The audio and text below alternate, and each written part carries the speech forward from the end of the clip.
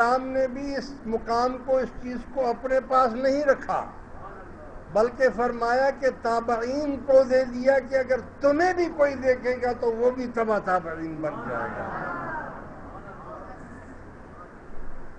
اور یہ سسٹم وہاں ختم نہیں ہو گیا، یہ سسٹم قیامت تک چلے گا، قیامت تک چلتا رہے گا، خفی، چھپ کر، یعنی باطنی طور پر۔ اسی لیے یہ سلسلے قائم ہوئے،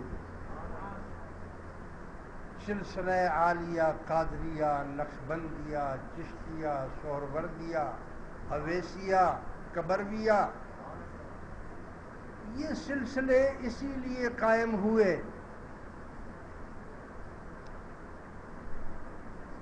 کہ وہ تبع تابعین کی صحبت میں بیٹھے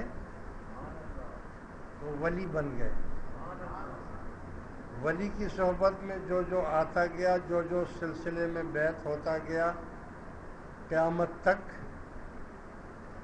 ان کو وہ صورت ملتی گئی، وہ صورت، وہ نور ملتا چلا گیا۔ اسی لیے کسی عاشق بزرگ نے فرمایا،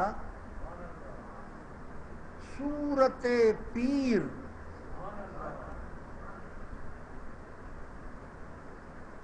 صورت پیر صورت ذل الہ، یعنی دید پیر دید کبریا۔ جس نے رسول اللہ کو دیکھا اس نے اللہ کو دیکھا۔ من رآنی فقد رأى الحق، حضور فرماتے جس نے مجھ کو دیکھا اس نے حق کو دیکھا۔ جس نے